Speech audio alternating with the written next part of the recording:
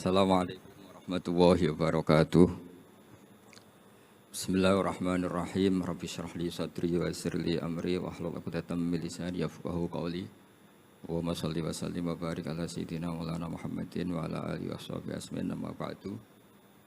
Yang sangat saya hormati Bapak Wakil Presiden Profesor Dr. Kiai Haji Ma'ruf Amin dan istri.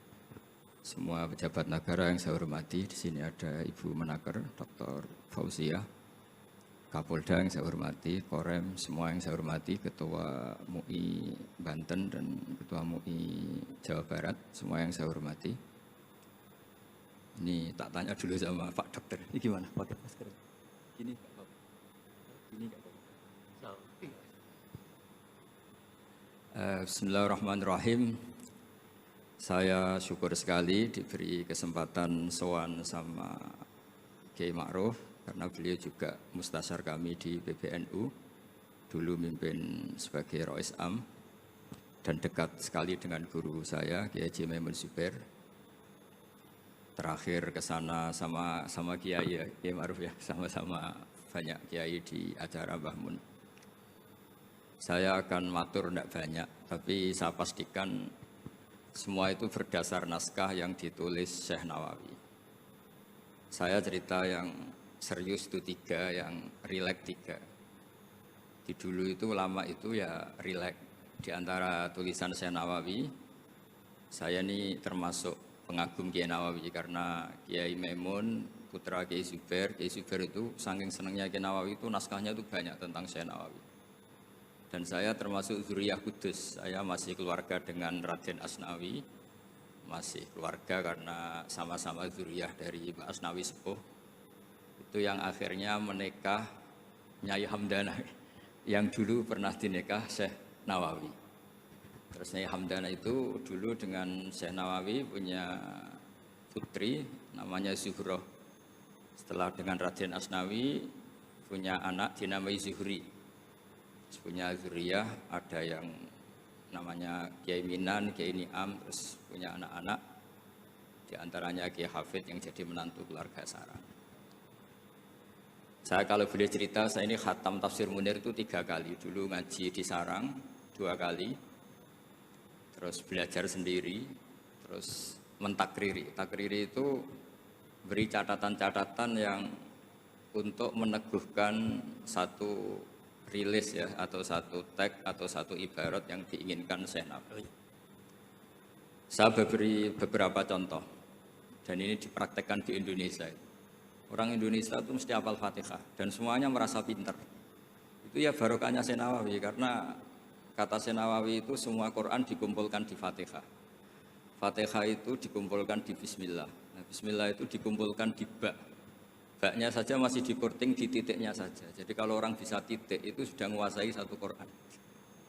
Karena pikirannya Syekh Nawawi itu semua Quran itu menerangkan tauhid, dan tauhid itu dimulai dari ba. Ba itu bi kana makana wa bi yakunu mayakun.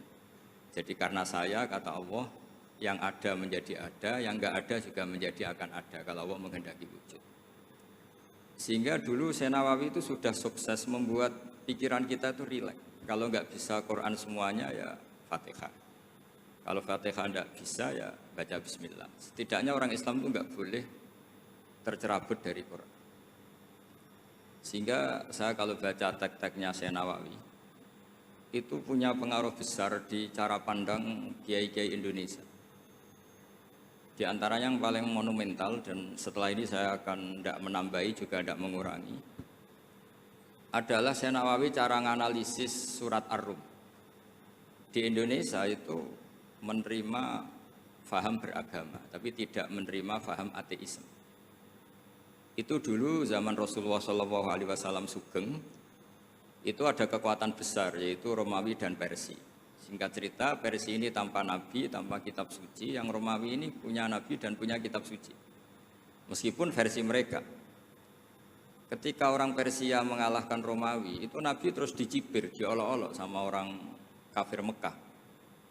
Muhammad, kawan kamu yang punya kekuatan langit, maksudnya punya kitab suci, ternyata kalah. Paling kamu juga kalah dengan kita yang tanpa pegangan langit. Nabi itu susahnya minta ampun. Karena Nabi tidak bisa membayangkan kalau kehidupan manusia itu tidak dipandu agama, nggak dipandu kitab suci. Meskipun zaman itu ya Romawi itu tidak Islam. Kemudian kata Nabi diberitahu Allah Ta'ala antara 3 sampai 9 tahun pasti Romawi akan mengalahkan Persia. Dan itu nggak dianggap kemenangan Romawi mengalahkan Persia, tapi menangnya ahli kitab, orang yang berpegangan kitab suci mengalahkan orang yang tidak berpegangan kitab suci. Dan saat itu Allah ngendikan wa yauma idzi yafrahul mu'minun, di hari kemenangan Romawi mengalahkan Persia atau kemenangan ahli kitab terhadap non ahli kitab, itu orang mukmin itu senang sekali. Sangat senang. Ini saya baca di tagnya Syekh Nawawi supaya di sini Anda tidak mendengarkan pendapat saya, memang benar-benar mendengarkan apa yang dikatakan Syekh Nawawi. Saya baca tidak ya niru-niru Kiai Ma'ruf. Tadi beliau masih ngendikan secara fasih, ngendikan usul fikih, kaidah fikih, karena ilmu beliau dengan kita ini bersanad yang sama. Dulu Mbah Mun ngaji Mbah Karim yang ngaji Mbah Hasyim. Jadi Mbah Hasyim ngaji Syekhona Khalil. Kalau saya lewat sanad kudus ya diantaranya saya lewat Syekh Nawawi Al-Bantani. Nanti saya baca beberapa sanad Syekh Nawawi. Kata Syekh Nawawi Al-Bantani, beliau ngendikan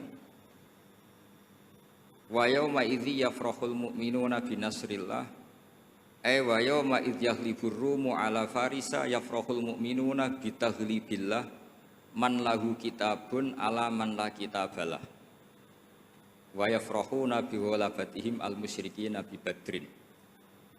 Jadi bangsa Indonesia itu terbiasa berkawan sama orang yang beragama, tapi tidak biasa berkawan dengan orang-orang yang tidak beragama.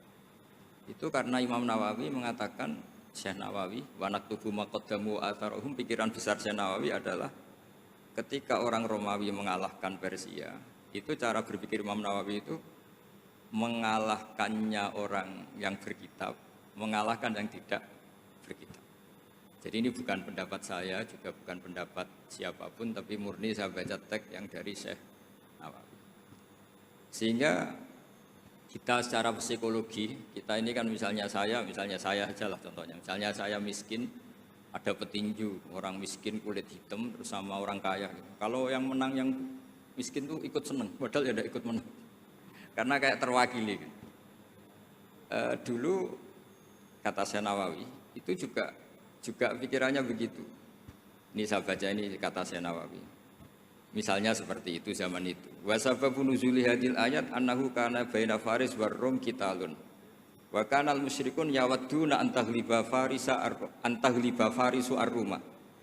Li anna Faris kana majusian ummiyin wal muslimuna yawadduna ghalabatar Rum ala Faris liqaunihim ahlal kitab.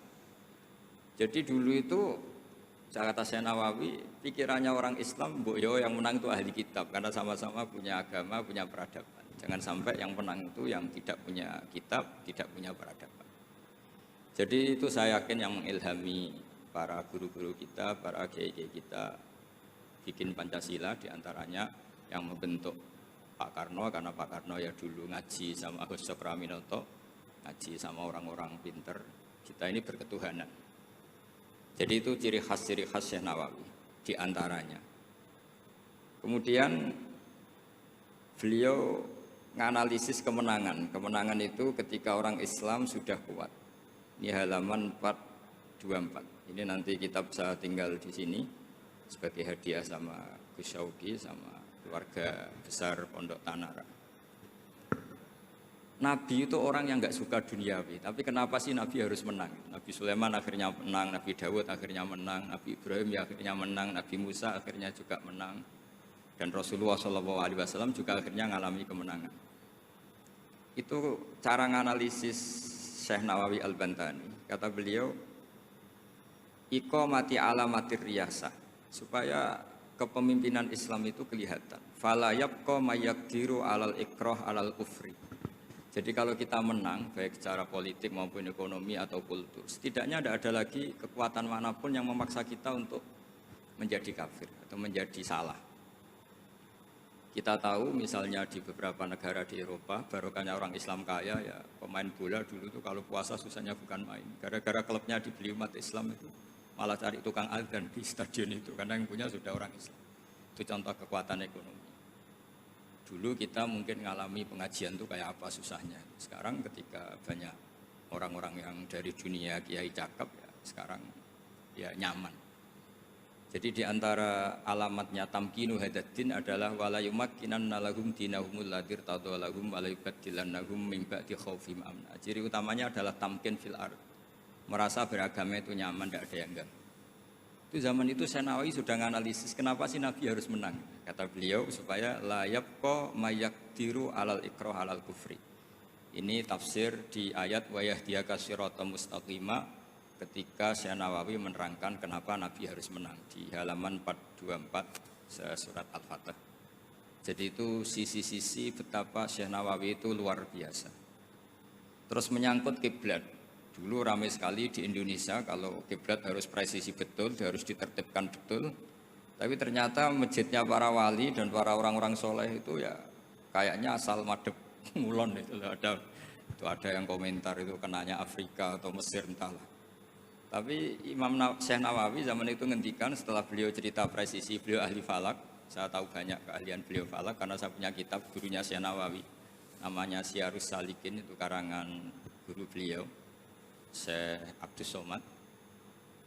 Itu kata beliau selain menukil pentingnya presisi kiblat, tapi beliau tetap menukil itu ngutip Waruwiya an Ibni Abbasin annahu qol al-baitu qiblatun li ahlil masjid wal masjid qiblatun li ahlil haram wal haram qiblatun li ahlil masyriq wal maghrib. Wa hadza qaulu Malik. Jadi karena orang Jawa itu rata-rata kiai itu mesti baca tafsir Munir sehingga ya dianggap enteng saja. Ya sudahlah pokoknya kira-kira madhep ngulon itu. Karena kalau masjid dipresisikan detail, nanti pertanyaannya juga yang sudah mati-mati harus dipresisikan karena wajib madhep kiblat itu tidak hanya sholat tapi juga orang yang sudah meninggal itu bisa ribet itu.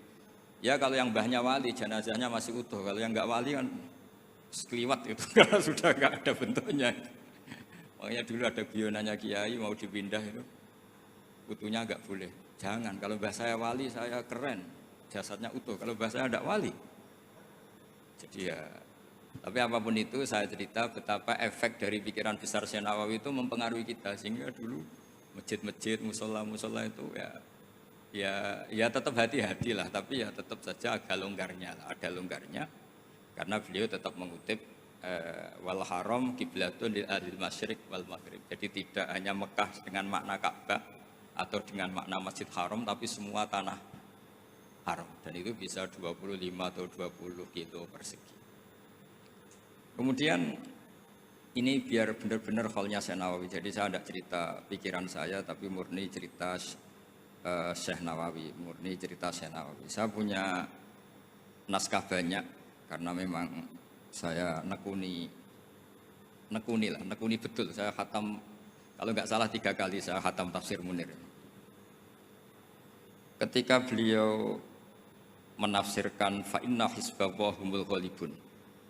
Ini favorit saya di Syekh Nawawi. Pasukan Allah itu pasti menang, ya. Pasukan Allah itu pasti menang.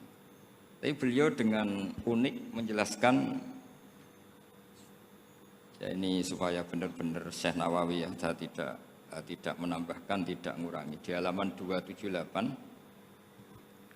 Jadi ngaji pakai kitab itu untungnya 2. 1 mengutip, 2 terus gak usah mikir gitu. Jadi pada saya mikir nanti salah di depan Pak Wapres, di depan orang-orang pinter malah saya ketok goblok gitu. Tadi kalau nukil kan aman. Paling salah baca. Kayaknya enggak lah, saya pernah ngaji 3 kali. Kayaknya enggak, tapi kalau misalnya salah tidak apa-apa. Bismillahirrahmanirrahim. Fa inna hizballahi humul ghalibun. Kata Syekh Nawawi, wa may yattakhidum terus hum al-ghalibuna ala a'daihim bil hujjah. Fa innaha mustamirratun abadan. Amma bisolah wa daulah faqad yuhlabun. Ini termasuk yang unik dari Sanawi. Kata beliau, Islam itu akan selalu menang secara argumentatif. Bu ada sekolah perbandingan agama, bu ada kajian agama. Asal yang dikaji Islam loh, bukan orangnya. Kalau orangnya ya macam-macam. Itu pasti argumentasinya itu meyakinkan karena hujjah. Hujjah bahwa Allah itu satu, bahwa kita harus berakhlak, kita harus meninggalkan narkoba, harus meninggalkan perzinahan. Itu argumentasinya mantap, secara uluhiyah mantap, secara sosial juga mantap. Tapi kalau secara kekuatan politik mungkin akan selalu ada, meskipun inginnya kita tidak ada, orang-orang Islam yang minoritas di negaranya atau dengan tanda kutip tertindas di negaranya. Zaman itu Senawi sudah ngendikan yang pasti menang itu bil hujjah fa innaha mustamirratun abadan. Ini di halaman 278. Amma bisaulah wa daulah faqad yuhlabun. Kalau kekuatan struktural negara atau politik atau ekonomi, ya namanya hukum sosial ya kadang kalah. Dan itu dibuktikan secara lahir. Dulu Rasulullah itu pernah kalah di perang Uhud secara lahir. Ya karena itu fisik.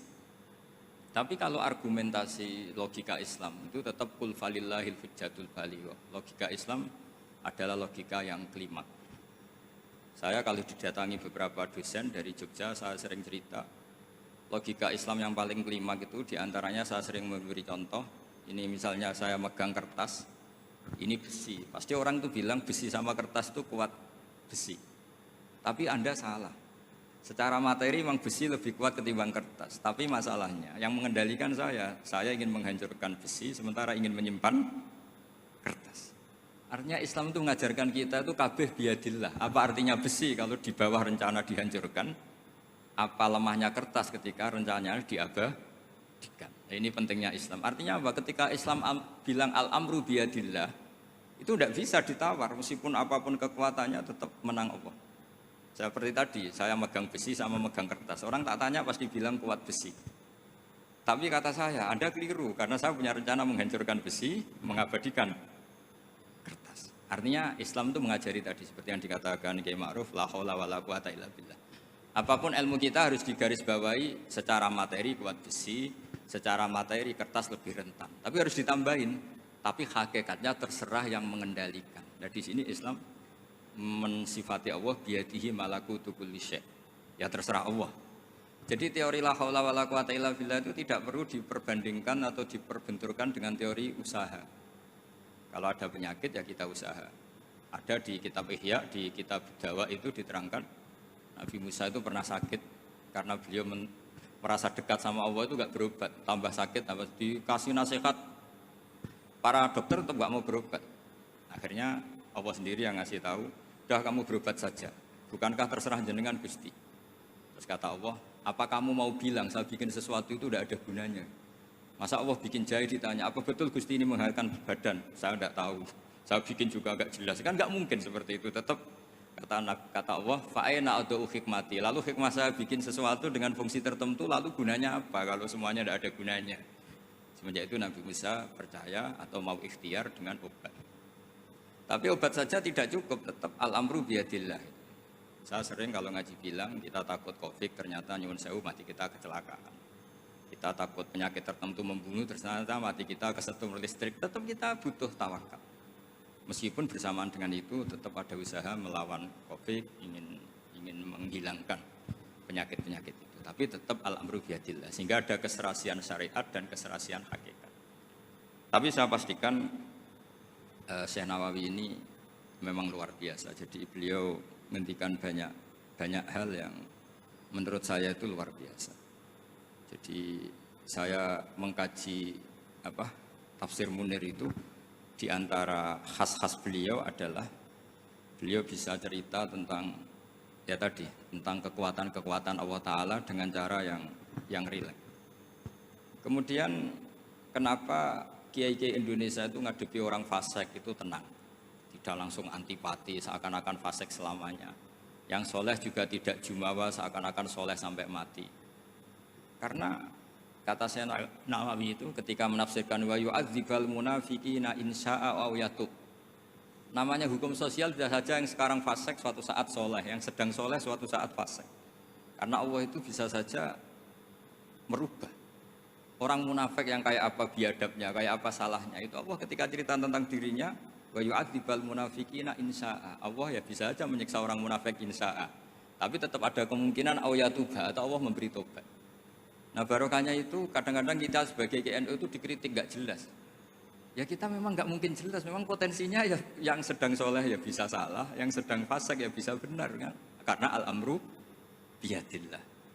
Itu ciri khasnya Nawawi. Jadi beliau dan itu membentuk kita semua di halaman 251 juz 2 beliau ngendikan haitsu razaqahum al-iman, sehingga ya mereka bisa saja suatu saat dikasih iman. Jadi itu contoh-contoh. Kemudian di halaman 288 ketika nah ini biar benar-benar kholnya Syekh Nawawi, memang saya persiapkan khusus karena saya memang nggak perlu nyari, karena saya punya takriran lengkap tentang tafsir Munir. Jadi saya hanya butuh ngutip, butuh memindah saja. Karena naskah itu sudah ada di rumah, terus ini tak pindah di sini, dan rencana kitab ini tak tinggal di sini memang untuk hadiah kepada Gus Syauqi. Ketika Syekh Nawawi cerita tentang wala tajidanna aqrabahum mawaddatan lil ladzina amanu ladzina qalu inna nasara.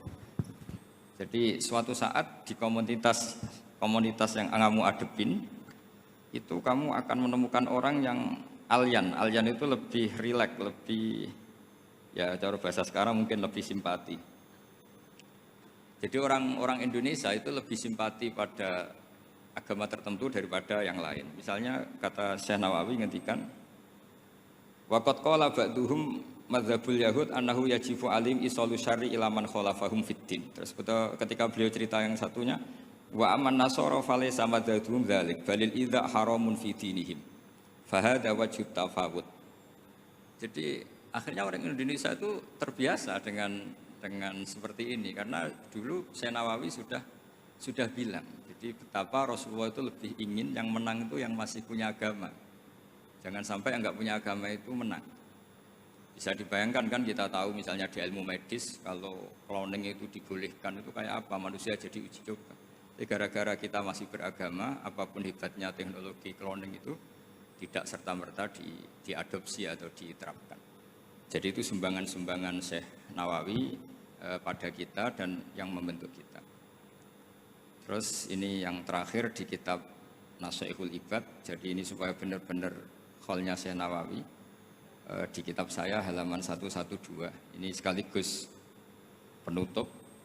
Saya tidak akan matur banyak-banyak supaya nanti dikaji sendiri kitab-kitabnya Syekh Nawawi. Suatu saat orang yang tukang fitnah ya, atau yang suka, mungkin kalau sekarang suka gosip atau apalah, atau yang suka bikin berita yang enggak benar, itu Syekh Nawawi menambahkan, ini kitab Nashaikhul Ibad itu karangannya Ibnu Hajar al-Asqalani. Ibnu Hajar al-Asqalani itu gurunya Syekh Zakaria al-Ansori. Jadi Syekh Zakaria al-Ansori itu orang yang begitu alim alama sampai digelari Syekhul Islam. Itu beliau pinter itu karena bingung. Pernah ditanya, ya Syekh, kenapa Anda sepinter itu? Syekh Zakaria al-Ansori itu punya guru namanya Ibnu Hajar al-Asqalani. Beliau punya murid namanya Ibnu Hajar al-Haytami. Jadi kalau mau setoran itu ya sinau karena gurunya alim. Dulu kalau setoran sama guru itu muridnya yang baca, qorok itu alas Syekh. Jadi dulu saya baca tafsir Munir itu nyemak sampai khatam, terus saya baca ya sampai khatam. Makanya saya ini alhamdulillah tahu banyak tentang tafsir Munir. Karena saya pernah ngaji istimak khatam, terus saya yang baca juga khatam, terus saya belajar juga khatam. Jadi semoga ini bentuk penghormatan saya pada Syekh Nawawi, itu sudah puluhan tahun yang lalu, dan alhamdulillah sekarang punya kesempatan bisa hormat kholnya Syekh Nawawi. Beliau ketika terus yang tanya ini dijawab sama Syekh Zakaria al-Ansori, dukik tu bena hajaro ini. Saya ini diseleb dua batu, digebek kalau orang Jawa bilang. Karena kalau mau ngaji ya takut, mau ngajar juga takut, karena muridnya pinter. Kalau dia bacanya salah itu ketahuan. Jadi guru kalau ingin pinter, cari murid yang pinter, pasti mutolaah dulu. Karena sampai kalau baca rofa nasabnya salah, pasti terus muridnya boyong. Goblok tenan guruku gitu. Karena dari punya murid pinter, makanya kalau ada mahasiswa pinter, mesti dosennya tambah pinter. Karena dia kalau bacanya banyak, muridnya akan mikir. Itu disebut dukik tu bena hajaro ini. Kata Syekh Nawawi menambahkan yang dikatakan Ibnu Hajar al-Asqalani dalam kitab Nashaikhul Ibad. Beliau meriwayatkan satu hadis, yu'adzabul lisanu bi'adzabin la yu'adzabu bihi syai'un minal jawarih. Nanti lisan atau mulut itu disiksa Allah dengan siksaan paling pedih di atas organ tubuh yang lain. Terus lisan komplain sama Allah, lima tu'adzibu, kenapa engkau menyiksa seperti ini ya Allah? Terus dijawab, kharajat minka kalimatun balaghat masyariqal ardi wa magharibaha Fasufika bihad damul haram wa ukhida bihal malul haram wantuhika bihal farjul haram. Jadi lesan itu kalau kadung ngomong, itu orang yang harusnya disukai gara-gara dia provokatif atau menceritakan kebencian, orang benci semua. Yang orang harusnya dibenci karena perilakunya tidak menguntungkan bangsa dan negara atau tidak menguntungkan umat Islam, gara-gara dipoles sehingga dicintai. Jadi lesan itu bisa merubah segalanya. Jadi sekali dia punya kesalahan, kata Syekh Nawawi, sesuai riwayat yang beliau riwayatkan, dan beliau ngendikan turwiya Annahu sallallahu alaihi wasallam, beliau ngendikan bahwa ini diriwayatkan dari Nabi, kharajat minki kalimatun balagot atau kharajat minka kalimatun balagot masyariqal ardi wa magharibaha fasufikat biha damul haram wa ukhidha biha al malul haram. Jadi ini sumbangan-sumbangan Syekh Nawawi yang kemudian membentuk kita. Jadi saya ulang lagi, mungkin para pengkaji naskahnya Syekh Nawawi tolong dibaca surat Ar-Rum. Surat Ar-Rum itu dulu Nabi itu masih belum kuat, masih di Mekah, dihimpit kekuatan besar, yaitu kekuatan Romawi dan Persia. Dan yang Romawi ahli kitab, yang Persia non ahli kitab. Dan orang musyrik itu non ahli kitab, jadi tidak berkitab. Ternyata Nabi ketika orang Faris menang, Nabi dicibir sama orang-orang musyrik bahwa nasib anda yang katanya punya kekuatan langit, pasti nasibnya sama dengan Romawi. Tapi ternyata Allah akhirnya memenangkan Romawi, dan ketika Romawi yang menang, ini oleh Syekh Nawawi ditafsirkan kemenangan yang punya kitab. Bukan ditafsirkan kemenangan apa? Romawi, tapi kemenangan yang berpegangan kitab, itu lebih menyenangkan bagi umat Islam. Karena bagaimanapun yang punya kitab ini jauh lebih berperadaban, lebih beretika. Saya kira demikian karena mungkin waktu ya, dan tadi seperti yang dikatakan Kiai Haji Ma'ruf, mohon maaf sebanyak-banyaknya karena nggak bisa hormat Syekh Nawawi secara besar-besaran sesuai hak beliau sebagai orang yang sangat-sangat terhormat karena ngangkat nama besar Indonesia di kancah internasional. Terakhir saya tutup kata Mbah Maimun itu, ketika Andalusia kalah, padahal dulu melahirkan pengarang-pengarang kitab besar kayak Imam Qurtubi, Ibnu Malik, itu kata Mbah Mun, digai genti Indonesia katanya. Kata Allah itu enggak ridho kalau orang Islam di belahan sana kalah kecuali ada penggantinya. Katanya penggantinya itu Indonesia, kata beliau. Buktinya kita tidak berbahasa ibu Arab, tapi banyak melahirkan pengarang-pengarang kitab dengan al-fasohah fi nihayatil ulya. Karangannya Syekh Nawawi, Syekh Mahfud At-Turmusi itu punya tingkat fasohah yang setingkat bahasa aslinya. Makanya ada Syekh Khotib Minangkabau itu namanya Muhammad. Dia orang Indonesia, orang Minangkabau. Tapi ketika dipek mantu orang Arab dicibir. Kamu kok punya menantu orang Ajam? Orang Ajam itu dianggap nggak bisa ngomong.